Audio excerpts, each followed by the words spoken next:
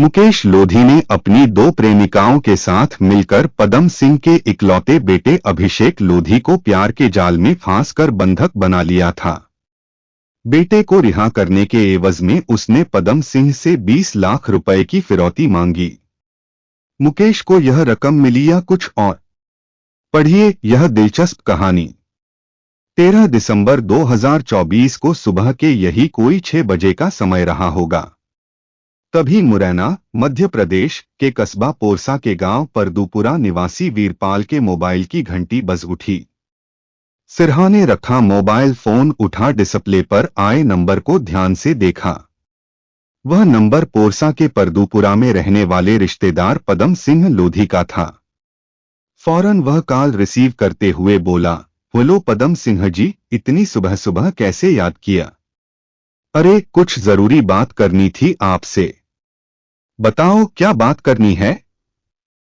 आपकी आवाज कुछ भर्राई हुई क्यों है? अरे वीरपाल जी, बड़ी परेशानी में हूं बेटे को लेकर। अभिषेक कहीं तुम्हारे घर तो नहीं आया? वह अभी तक तो मेरे यहां पर नहीं आया, वीरपाल ने बताया। दरअसल वह 11 दिसंबर की सुबह ग्वालियर से जरूरी काम से मुरैना जाने की बात कहकर निकला था। उसने जाते समय अपने साथ रहने वाले रूममेट को बताया था कि वह शाम तक हर हाल में वापस आ जाएगा, लेकिन उसे गए 3 दिन बीत गए, पदम सिंह ने बताया। पदम सिंह ने आगे कहा, वह कमरे पर वापस लौटकर नहीं आया और न ही उससे फोन पर संपर्क हो पाया, तो उसके रूममेट ने इसकी जानकारी मुझे दी। तभी से घर के सभी लोग दरवाजे की तरफ टकटकी लगाकर उसके लौटकर आने का बेसब्री से इंतजार कर रहे हैं। उसका मोबाइल फोन भी स्विच्ड ऑफ आ रहा है। इस वजह से मन में तरह तरह के ख्याल आ रहे हैं। वीरपाल ने अपने रिश्तेदार को तसल्ली देते हुए कहा, आप चिंता मत करो, अभिषेक जल्द ही घर लौट आएगा, वह कोई छोटा बच्चा नहीं है। फिर भी मैं अपने स्तर पर जानकारी जुटाता हूं। इसके बावजूद अभिषेक के फैमिली वालों को चैन कहाँ था। वो अभिषेक को सगे संबंधियों से लेकर रिश्तेदारियों और परिचितों में खोजते रहे। अभिषेक के दोस्तों से भी पदम सिंह ने पूछताछ कर ली थी। दोस्तों ने एक ही उत्तर दिया कि 11 दिसंबर के बाद से उनकी अभिषेक से कोई बात नहीं हुई। 3 दिन तक अभिषेक के पेरेंट्स ने अपने स्तर से उसका पता लगाने का भरसक प्रयास किया, लेकिन उनके बारे में जब कुछ भी पता नहीं चला तो वह 14 दिसंबर को दोपहर के 1:30 बजे के करीब मुरैना के गोला का मंदिर थाने पहुंच गए। पदम सिंह ने एसएचओ हरेंद्र शर्मा से मिलकर उन्हें अपने 25 वर्षीय बेटे अभिषेक के गायब होने की जानकारी दी। उन्होंने बताया कि अभिषेक ग्वालियर की रणधीर कॉलोनी में किराए का कमरा लेकर पीजीडीसीए की पढ़ाई कर रहा था। एसएचओ हरेंद्र शर्मा ने पदम सिंह की बात गौर से सुनी। अभिषेक लोधी की गुमशुदगी दर्ज कर ली। अभिषेक का फोटो, मोबाइल नंबर और उसके हुलिये से संबंधित जानकारी लेने के बाद एसएचओ ने उनसे कहा, यदि किसी प्रकार का धमकी भरा फोन आपके पास आए तो बिना घबराए इसकी सूचना तुरंत थाने में देना। एसएचओ से मिले आश्वासन के बाद पदम सिंह अपने घर तो लौट आए थे, लेकिन उनके मन में बेटे को लेकर एक भय बना हुआ था। उधर गुमशुदगी दर्ज करने के बाद पुलिस ने उसका पता लगाने में कोई खास दिलचस्पी नहीं दिखाई। इसकी अहम वजह यह थी कि अभिषेक कोई मासूम बच्चा तो था नहीं जो उसके किडनैप की आशंका होती। एसएचओ ने सोचा कि वह अपनी किसी सहपाठी के साथ कहीं प्रेम प्रसंग में डूबा होगा या फिर किसी के साथ बैठकर अपनी पढ़ाई से संबंधित नोट्स आदि बना रहा होगा।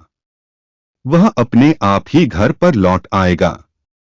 इसी बीच 14 दिसंबर 2024 की सुबह 10 बजे के करीब मुरैना जिले के दिमनी थाना क्षेत्र में आने वाले बड़ा गांव व महादेवपुरा के बीच बहने वाली नहर के किनारे बनी सड़क से होकर गुजर रहे ग्रामीणों को बीच नहर में एक युवक की लाश तैरती हुई दिखाई दी, जिसके पैर और आंखें लाल रंग के स्टोल से बंधी हुई थीं।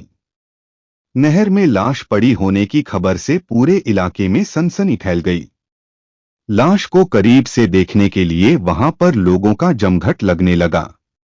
इसी बीच किसी ने इसकी सूचना दिन्नी थाने को दे दी। कुछ ही देर में एसएचओ शशि कुमार कुछ सिपाहियों को साथ लेकर घटनास्थल पर पहुंच गए। पुलिस के पहुंचने तक घटनास्थल पर अच्छा खासा जमावड़ा लग चुका था। मृतक को लेकर लोग तरह तरह की चर्चा कर रहे थे। मौके पर मौजूद लोगों में यह जानने की बेहद लालसा थी कि आखिरकार मृतक युवक कौन है। एसएचओ शशि कुमार भीड़ को हटवाकर नहर के पास पहुंचे तो पता चला कि लाश किसी नवयुवक की है। शशि कुमार ग्रामीणों की मदद से युवक की डेड बॉडी नहर से निकलवाकर उसका निरीक्षण कर ही रहे थे कि उन्हीं की सूचना पर एडिशनल एसपी गोपाल सिंह धाकड़, एसडीपीओ विजय सिंह भदौरिया भी घटनास्थल पर पहुंच गए। दोनों पुलिस अधिकारियों ने भी बारीकी से लाश का निरीक्षण किया। मृतक की उम्र 24 से 25 साल रही होगी। वह काले रंग की जैकेट और नीले रंग की जीन्स पहने हुए था। डेड बॉडी देखकर ही लग रहा था कि यह हत्या का मामला है, क्योंकि उसके पैरों और आंखों पर लाल रंग का स्टोल बंधा था। एसएचओ शशि कुमार ने वहां मौजूद भीड़ से लाश की शिनाख्त करानी चाहिए, लेकिन कोई भी डेड बॉडी की शिनाख्त नहीं कर सका। मृतक के पास से कोई पहचान पत्र, पर्स और कोई ऐसी चीज बरामद नहीं हुई जिससे उसकी शिनाख्त करने में मदद मिलती। मौके की कार्रवाई निपटाकर एसएचओ ने लाश को पोस्टमार्टम के लिए भिजवा दिया। थाने लौटकर उन्होंने अज्ञात के खिलाफ धारा 103(1) बीएनएस के तहत मुकदमा दर्ज कराकर मामले की जांच शुरू कर दी। हत्या के इस मामले की जांच के लिए लाश की शिनाख्त जरूरी थी, इसलिए जांच टीम ने मृतक की लाश के फोटो और उसका हुलिया ग्वालियर, चंबल संभाग के सभी पुलिस थानों में ईमेल और वायरलेस द्वारा भेज दिया और उनसे पूछा कि इस तरह के हुलिया के किसी नवयुवक की गुमशुदगी किसी थाने में दर्ज तो नहीं है। यह सूचना जैसे ही गोला का मंदिर थाने के एसएचओ ने वायरलेस पर सुनी, उन्होंने टेबल की दराज में संभाल कर रखे गुमशुदा युवक के फोटो को निकाल कर देखा। वह फोटो पदम सिंह ने अपने 25 वर्षीय बेटे अभिषेक की गुमशुदगी की सूचना लिखवाते वक्त उन्हें दिया था। उससे उसकी कदकाठी मेल खा रही थी। उन्होंने तुरंत दिन्नी थाने के एसएचओ को फोन कर बताया कि 14 दिसंबर 2024 की दोपहर इस हुलिये के एक युवक, जिसका नाम अभिषेक लोधी है, की गुमशुदगी की सूचना मुरैना जिले के ही थाना गोला का मंदिर के गांव परदूपुरा निवासी पदम सिंह लोधी ने कराई थी। इस जानकारी के मिलते ही दिन्नी थाने के एसएचओ शशि कुमार ने पोरसा के परदूपुरा निवासी पदम सिंह लोधी से उनके मोबाइल पर संपर्क कर एक युवक की लाश बरामद होने की सूचना देते हुए उन्हें थाने बुलाया। पदम सिंह अपने एक करीबी रिश्तेदार को लेकर दिन्नी थाने पहुंच गए। एसएचओ शशि कुमार ने उन्हें नहर से बरामद लाश के फोटो दिखाए तो फोटो देखते ही वह फफक कर रोने लगे। शशि कुमार ने किसी तरह उन्हें दिलासा देकर शांत कराया। तब पदम सिंह लोधी ने एसएचओ को बताया कि जब मेरे बेटे की हत्या हो चुकी है तो फिर उसके मोबाइल से मेरे मोबाइल पर 20 लाख रुपए की फिरौती मांगने के मैसेज कौन भेज रहा है। शशि कुमार ने इस बात का जल्द पता लगाने का आश्वासन देते हुए एसआई और कांस्टेबल के साथ पदम सिंह को मुरैना के जिला चिकित्सालय की मोर्चरी भेज दिया। वहां डीप फ्रीजर में रखी डेड बॉडी पदम सिंह को दिखाई तो उन्होंने उसे देखते ही कहा, हाँ, यह लाश मेरे बेटे अभिषेक की ही है। लाश की शिनाख्त हो गई तो पुलिस को यह पता लगाना था कि हत्या किसने और क्यों की, तथा मृतक के मोबाइल से उसके पापा को व्हाट्सएप मैसेज कौन भेज रहा है। उधर इस सनसनीखेज हत्या की घटना को गंभीरता से लेते हुए मुरैना के एसपी समीर सौरभ द्वारा कत्ल की घटना का शीघ्र खुलासा करने के लिए 2 पुलिस टीमें गठित कर दी। अभिषेक हत्याकांड का पर्दाफाश करने वाली टीम में एसएचओ शशि कुमार के साथ एसआई अभिषेक जादौन, सौरभ पुरी, प्रताप सिंह, हेड कांस्टेबल रघुनंदन, सुदेश, मंगल सिंह, योगेंद्र, रामकिशन, दुष्यंत, गिरजेश आदि को शामिल किया गया। दोनों टीमें एडिशनल एसपी गोपाल सिंह धाकड़ एवं एसडीपीओ हेडक्वार्टर विजय सिंह भदौरिया व दिन्नी थाने के एसएचओ शशि कुमार के निर्देशन में इस मामले की तह में जाकर हत्यारे को खोजने में जुट गई। शशि कुमार मुखबिरों से पल पल की खबर ले रहे थे। इस काम में उन्हें 1 सप्ताह का समय तो लगा, लेकिन उन्होंने इस ब्लाइंड मर्डर को हल करने के लिए जरूरी सबूत जुटा लिए। पुलिस ने अभिषेक लोधी का मोबाइल नंबर सर्विलांस पर लगा दिया। इसी के साथ उन्होंने उसकी कॉल डिटेल्स भी निकलवा ली, ताकि यह पता लगाया जा सके कि अंतिम बार उसकी किससे बात हुई थी और उसकी आखिरी लोकेशन कहां की थी। पुलिस ने कॉल डिटेल्स और इंस्टाग्राम अकाउंट को खंगाला तो पायल राजपूत नाम की किसी युवती से वक्त बेवक्त बात करने की जानकारी मिली। अभिषेक के लापता होने वाले दिन भी पायल राजपूत ने अभिषेक को इंस्टाग्राम पर मैसेज भेजकर अपने पास मुरैना बुलाया था, जिस पर वह राजी हो गया। पुलिस टीम ने जांच का सिलसिला घटनास्थल से शुरू करते हुए मृतक के फैमिली वालों से पूछताछ करने के बाद हत्यारे तक पहुंचने के लिए तमाम तकनीकों का इस्तेमाल किया। इससे पुलिस टीम को जल्द ही सफलता मिल गई। मर्डर के इस मामले में 3 लोगों के नाम सामने आए, जिनमें एक युवक मुकेश लोधी का भी नाम था। मुकेश का नाम ही नहीं आया, बल्कि पुलिस ने उसे ही अभिषेक हत्याकांड का मास्टरमाइंड बताया। लोगों को हैरानी तब हुई जब पुलिस को मालूम हुआ कि इस वारदात को अंजाम देने में मुकेश की प्रेमिका शशि और पायल उर्फ काजल भी शामिल रहीं। एसएचओ शशि कुमार अवंतीबाई कॉलोनी रामनगर में इसी केस के सिलसिले में लोगों से पूछताछ कर रहे थे। उसी दौरान उन्हें एक व्यक्ति अपने गले में लाल रंग का स्टोल बांधे हुए दिखाई दिया। उक्त स्टोल देखने में मृतक के पैर और आंखों से बंधे स्टोल से मेल खा रहा था। इसके अलावा उस शख्स की गतिविधियां भी संदिग्ध लग रही थीं, क्योंकि वह लगातार पुलिस टीम की गतिविधियों पर चौकस निगाहें रखे हुए था। उक्त शख्स के बारे में मुखबिर से जानकारी लेने पर पता चला कि उसका नाम मुकेश लोधी है। वह अवंतीबाई कॉलोनी में शशि लोधी नाम की शादीशुदा युवती के साथ लिव इन रिलेशन में रह रहा है, क्योंकि शशि ने अपने पति को छोड़ रखा है। मुकेश कुछ साल पहले तक दिल्ली में रहकर ओला की टैक्सी चलाता था। दिल्ली से आने के बाद वह ग्वालियर के गोले का मंदिर इलाके में कियोस्क सेंटर चलाने लगा था। इसी दौरान उसे ऑनलाइन सट्टा खेलने का चस्का लग गया, जिसके चलते वह मोटी रकम सट्टे में हार गया तो उसने कियोस्क सेंटर को बंद कर दिया और मुरैना में किराए पर कमरा लेकर प्रेमिका शशि के साथ रहने लगा। उसने परिस्थितियों से निकलने का कतई प्रयास नहीं किया, बल्कि अपनी प्रेमिका शशि और पायल उर्फ काजल के साथ शानो शौकत से रहने के लिए ब्याज पर परिचितों से काफी पैसा ले लिया, जिससे वह कर्जदार हो गया था।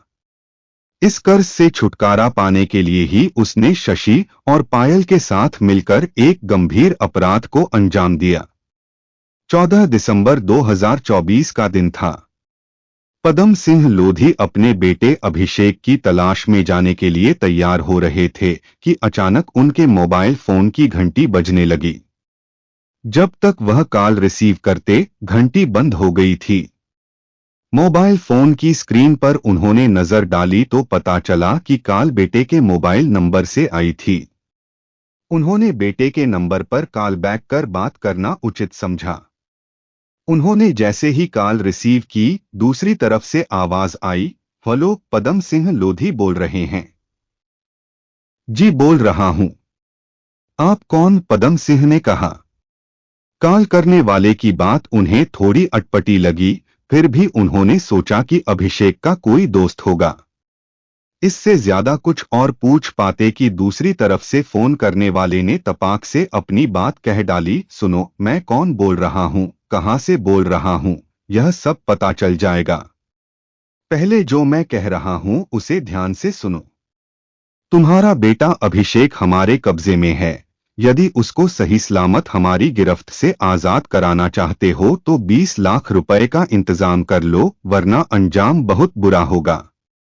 हाँ, एक बात और याद रखना, ज्यादा चालाक बनने की कोशिश मत करना और पुलिस को भूल कर भी मत बताना, अन्यथा अंजाम इतना बुरा होगा जिसकी कल्पना भी तुम नहीं कर सकते। इतना सुनते ही सर्द मौसम के बावजूद पदम सिंह को पसीना आ गया। वह अपनी जेब से रुमाल निकालकर पसीना पोंछ भी नहीं पाए थे कि बेटे के मोबाइल फोन से व्हाट्सएप कॉलिंग करने वाले ने फिर धमकी देते हुए कहा, सुनो, फिरौती की रकम कब, कहां और कैसे देनी है, मैं तुम्हें बाद में व्हाट्सएप कॉल करके बताऊंगा। लेकिन एक बात ध्यान देना कि मैंने जो भी कहा है उसे हल्के में मत लेना, वरना अंजाम भुगतने के लिए तैयार रहना। इतना कहकर उसने कॉल डिस्कनेक्ट कर दी। अपने बेटे को बंधक बनाने और उसकी सकुशल वापसी के एवज में 20 लाख रुपए की फिरौती मांगी जाने से पदम सिंह के होश उड़ गए। वह अपना माथा पकड़कर बैठ गए। उन्हें कुछ समझ नहीं आ रहा था कि उनके साथ यह हो क्या रहा है। उन्होंने और उनके बेटे अभिषेक ने तो किसी का कुछ बिगाड़ा नहीं था और न ही उनका और बेटे का किसी से कोई झगड़ा हुआ था। फिर बेटे को बंधक बनाकर क्यों रखा है? सिर पकड़कर वह इसी सोच में उलझे हुए थे कि तभी अचानक घर के भीतर से उनकी पत्नी ने आवाज लगाई, अरे आप अभी तक यहीं बैठे हुए हैं? आप तो बेटे को ढूंढने जा रहे थे, फिर अचानक ऐसा क्या हुआ कि सिर पकड़कर बैठ गए? कोई बात है क्या? पत्नी का इतना कहना था कि पदम सिंह फफक पड़े और पूरी आपबीती सुना दी। पति के मुंह से बेटे के किडनैप की बात सुनकर पत्नी के भी होश उड़ गए। वह भी सिर पकड़कर बैठ गई थी। पति पत्नी को अब कुछ सूझ नहीं रहा था कि वह क्या करें। काफी देर तक दोनों मौन रहकर एक ही कमरे में बैठे रहे। वे इसी सोच में उलझे हुए थे कि बेटे को बंधक बनाकर रखने की हरकत किसने की है। यही सब सोचकर जहां उनका भीतर से तनमन कांपे जा रहा था, वहीं वे दोनों शंकाओं आशंकाओं से उलझे हुए थे। कुछ सूझ नहीं रहा था कि क्या करें। फिरौती की मांग करने वाले ने कहा था कि पुलिस को इस बारे में कुछ बताया तो अपने इकलौते बेटे को हमेशा के लिए खो बैठोगे। इसलिए पदम सिंह ने बेटे की गुमशुदगी दर्ज कराते वक्त व्हाट्सएप पर हुई बातचीत का कतई जिक्र नहीं किया था। उधर शातिर दिमाग मुकेश लोधी ने अभिषेक की हत्या के बाद उसका मोबाइल अपने पास रख लिया था। लेकिन जैसे ही अभिषेक की लाश नहर से बरामद हुई और पुलिस ने उसके हत्यारे की तलाश तेज की तो मुकेश लोधी ने मृतक के मोबाइल से पदम सिंह को व्हाट्सएप मैसेज भेजकर बता दिया कि अभिषेक की हत्या हो चुकी है। यदि अब यह जानना चाहते हो कि उसकी हत्या किसने की और किसके कहने पर की है तो तुरंत 5 लाख रुपए अपने बेटे के मोबाइल पर फोनपे के माध्यम से भेज दो। ध्यान रहे, पुलिस हमारे बारे में कुछ भी पता नहीं कर सकती क्योंकि हम सैकड़ों किलोमीटर दूर निकल चुके हैं। इस सनसनीखेज हत्याकांड के पीछे जो कहानी बताई वह चौंकाने वाली थी। 20 दिसंबर को मध्य प्रदेश के शहर मुरैना के एसपी समीर सौरभ और दिन्नी के एसएचओ शशि कुमार ने पत्रकार वार्ता में घटना में शामिल तीनों आरोपियों की गिरफ्तारी की जानकारी देते हुए बताया कि अभिषेक लोधी की हत्या भिंड के रावतपुरा निवासी मुकेश लोधी 23 वर्ष ने अपनी 2 प्रेमिकाओं शशि लोधी 21 वर्ष निवासी परदुपुरा और पायल उर्फ काजल लोधी 23 वर्ष निवासी सिरमिती हाल निवासी बड़ोखर के साथ मिलकर की थी। पायल लोधी ग्वालियर में अपने मामा के घर पर रहकर पीएससी की तैयारी कर रही थी। इसी दौरान मुकेश लोधी ने प्रेमिका पायल लोधी के माध्यम से पैसे वाले किसी युवक को प्रेम जाल में फंसाकर पैसा कमाने की योजना बनाई क्योंकि उस पर 5 लाख रुपए का कर्ज हो गया था। उसने प्रेमिका काजल लोधी की पायल राजपूत के नाम से फर्जी ईमेल आईडी बनाकर इंस्टाग्राम के माध्यम से अभिषेक लोधी से जान पहचान की। फिर 8 दिसंबर 2024 को काजल ने इंस्टाग्राम पर मैसेज भेजकर अभिषेक को मुलाकात के लिए मुरैना बुलाया। लेकिन उस दिन अभिषेक अपने एक फ्रेंड को साथ लेकर उसकी कार से मुरैना पहुंचा तो पायल काजल ने उस फ्रेंड की मौजूदगी में अभिषेक से मुलाकात करने में असमर्थता जताई। तब अभिषेक उससे बिना मिले ही वापस लौट गया। 11 दिसंबर को पायल काजल ने फिर इंस्टाग्राम पर मैसेज भेजकर अभिषेक को अकेले में मिलने के बहाने मुरैना बुलाया। काजल ने अपने मैसेज में यह भी लिखा कि इस बार ग्वालियर से बस में बैठकर मुरैना आना, मैं बस स्टैंड पर खड़ी मिल जाऊंगी। बस स्टैंड से मैं सीधे तुम्हें अपनी सहेली शशि के वडोखर स्थित कमरे पर ले चलूंगी। शशि इन दिनों अपने प्रेमी मुकेश के साथ मौज मस्ती करने मुरैना से बाहर गई हुई है, इसलिए उसके कमरे में एकांत में बैठकर आराम से बिना किसी हिचकिचाहट के प्रेमालाप करेंगे।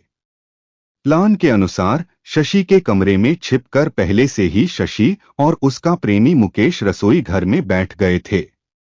अपनी प्रेमिका पायल का इंस्टाग्राम पर मैसेज देखकर अभिषेक बस में बैठकर मुरैना पहुंच गया। बस से उतरकर जैसे ही अभिषेक ने अपनी नजर घुमाई, पायल उर्फ काजल इंतजार में खड़ी दिखाई दे दी। वह अभिषेक को अपनी स्कूटी पर बैठाकर सीधे शशि के कमरे पर ले गई और कमरे का ताला खोलकर अभिषेक से कहा कि तुम तसल्ली के साथ पलंग पर बैठो, मैं तुम्हारे और अपने लिए गर्मागर्म चाय और नाश्ता लेकर आती हूँ। फिर चाय की चुस्की के साथ नाश्ते का लुत्फ उठाते हुए जमकर मौज मस्ती करेंगे। पायल ने योजना को अंजाम देने के लिए मुकेश के कहने पर अभिषेक की चाय में नशीला पाउडर मिला दिया। चाय पीते पीते कुछ देर तक तो अभिषेक पायल काजल से बातचीत करता रहा, लेकिन चाय खत्म होने से पहले ही उसे अपना सिर चकराता हुआ महसूस हुआ। उसके होश कब गुम हो गए उसे पता ही नहीं चला। उसके बेहोशी की हालत में पहुंचते ही मुकेश और शशि ने अभिषेक के हाथ पैर और आंखें काजल के स्टोल से बांध दीं। तकरीबन 3 घंटे बाद जैसे ही नशा कम हुआ, उसने काजल से पूछा, क्या यही सब हरकतें करने के लिए तुमने मुझे ग्वालियर से बुलाया था? इसी बीच शशि का प्रेमी मुकेश कमरे में आ धमका। वह बोला, चल तेरे हाथ खोले देता हूं। अपने बाप को फोन लगाकर बोल कि मुझे कुछ लोगों ने बंधक बना लिया है। आप मेरी जिंदगी बचाना चाहते हो तो मेरे फोनपे के माध्यम से फिरौती की रकम 20 लाख रुपए भेज दो। इतना सुनते ही अभिषेक ने शोर मचाना शुरू कर दिया। उसके ऐसा करने से घबराकर शशि रसोई से बेलन उठा लाई और अभिषेक के सिर पर उससे ताबड़तोड़ वार कर दिए। तब अभिषेक अपनी जान बचाने के लिए जोर जोर से बचाओ बचाओ चिल्लाने लगा। मुकेश और काजल को लगा कि यदि कमरे से बाहर किसी ने अभिषेक की आवाज सुन ली तो उनकी सारी योजना पर तो पानी फिर ही जाएगा, साथ ही उन सभी को जेल की हवा भी खानी पड़ेगी। मुकेश और काजल ने ताकिए से अभिषेक का मुंह दबा दिया, जिससे उसकी दम घुटने से उसकी मौत हो गई। उसकी मौत के बाद तीनों के हाथ पांव फूल गए। डर के मारे मुकेश, शशि और काजल 12 नवंबर की रात तक अभिषेक की लाश के साथ कमरे में ही रहे। फिर लाश को ठिकाने लगाने के लिए ग्वालियर से सेल्फ ड्राइविंग पर 24 घंटे के लिए कार भाड़े पर लाकर 13 दिसंबर की रात को अभिषेक की लाश को इसी कार में रखकर बड़ागांव और महादेवपुरा के बीच बहने वाली नहर में फेंक दी। लाश ठिकाने लगाने के बाद मुकेश, शशि और काजल उसी कार से दिल्ली चले गए। फिर 14 दिसंबर की सुबह यह पता करने के लिए मुरैना वापस लौट आए कि इस मामले में पुलिस क्या कर रही है। दिल्ली से लौटकर मुकेश लोधी और उसके साथ लिव इन में रहने वाली शशि ने वह कमरा खाली करके दूसरी जगह कमरा ले लिया था। वैसे मुकेश, शशि और पायल उर्फ काजल का जुर्म की दुनिया से कोई वास्ता नहीं था, लेकिन तीनों ने पेशेवर हत्यारों को भी मात दे दी थी। तीनों ने फुल प्रूफ मर्डर की प्लानिंग बड़ी होशियारी से की थी, लेकिन उनकी सारी चालाकी धरी की धरी रह गई। पुलिस ने 21 दिसंबर 2024 को इस हत्याकांड के मुख्य साजिशकर्ता मुकेश लोधी सहित इस अपराध में शामिल उसकी प्रेमिका शशि लोधी और अभिषेक की इंस्टाग्राम प्रेमिका पायल उर्फ काजल लोधी को न्यायालय में पेश कर 3 दिनों के रिमांड पर लिया। रिमांड अवधि में मुकेश के पास से अभिषेक का मोबाइल फोन सहित अन्य सबूत हासिल किए। फिर तीनों को न्यायालय में पेश किया गया, जहां से उन्हें जेल भेज दिया। अभिषेक के रूम पार्टनर ने पुलिस को बताया कि अभिषेक अपने अकेलेपन और पढ़ाई के उबाऊ बोझ को कम करने के लिए डेटिंग ऐप का सहारा लिया करता था। कुछ वक्त के लिए ऑनलाइन डेटिंग की दुनिया में तफरीह कर वह अपने आप को तरोताजा महसूस करता था। दरअसल उसे एक गर्लफ्रेंड की तलाश थी क्योंकि अभी तक उसकी कोई गर्लफ्रेंड नहीं थी। इसके चलते उसने तमाम सारे डेटिंग ऐप पर अपने अकाउंट खोल रखे थे। उन पर उसकी प्रोफाइल के मुताबिक किसी वैसी लड़की से दोस्ती नहीं हो पाई थी जिसकी उसने कल्पना कर रखी थी। एक दिन उसकी नज़र इंस्टाग्राम पर पायल राजपूत नाम से रजिस्टर्ड आईडी पर पड़ी। उसने फटाफट पायल को अपने अकाउंट से जोड़े के लिए रिक्वेस्ट भेज दी। कुछ ही सेकंड में पायल ने उसे एक्सेप्ट भी कर लिया। अभिषेक ने उसे ओके कर दिया। फिर उससे उसकी चैटिंग के साथ डेटिंग शुरू हो गई। वे डिजिटल जमाने के प्रेमी थे, उनके डेटिंग मैसेज बॉक्स में गुड मॉर्निंग और गुड नाइट से होती थी। पायल और अभिषेक इंस्टाग्राम के माध्यम से अपने दिल की भावनाएं एक दूसरे से जाहिर करते रहते थे। दोनों में देर रात तक चैटिंग होती रहती थी। 2 से 3 दिनों की लुभावनी और मजेदार चैटिंग के बाद पायल ने अभिषेक को फंसाने के लिए एक साथ अपने तमाम सारे सेक्सी फोटो भी भेज दिए थे। पायल के जाल में अभिषेक के फंसते ही पायल बहुत खुश हुई। फिर पायल ने अपने प्रेमी मुकेश के कहने पर 11 दिसंबर की सुबह इंस्टाग्राम पर अभिषेक को मैसेज भेजकर कहा कि यदि मुझसे रूबरू मुलाकात करना चाहते हो तो बस में बैठकर मुरैना आ जाओ। इस मैसेज को पढ़कर अभिषेक पायल से मुलाकात के लिए मुरैना चला गया। मुरैना पहुंचने के बाद उसके संग जो कुछ घटा उसका जिक्र कथा में किया जा चुका है। कथा लिखे जाने तक मुकेश लोधी, शशि लोधी और पायल उर्फ काजल लोधी जेल की सलाखों के पीछे थे। उन्हें अभिषेक की हत्या का जरा भी मलाल नहीं था। दिमनी थाने के एसएचओ शशि कुमार द्वारा अभिषेक हत्याकांड की विवेचना की जा रही थी। वह जांच पूरी कर शीघ्र ही अदालत में चार्जशीट भेजने की तैयारी कर रहे थे। तो दोस्तों, यह थी आज की पूरी कहानी। अब कहानी के बारे में आपकी क्या राय है, कमेंट करके जरूर बताएं। क्योंकि मेरा चैनल अभी नया है इसलिए सहयोग जरूर बनाए रखें। तो चलिए दोस्तों, आज के लिए इतना ही। कल फिर मिलते हैं एक नई क्राइम की कहानी के साथ। तब तक के लिए जय हिंद दोस्तों, जय भारत।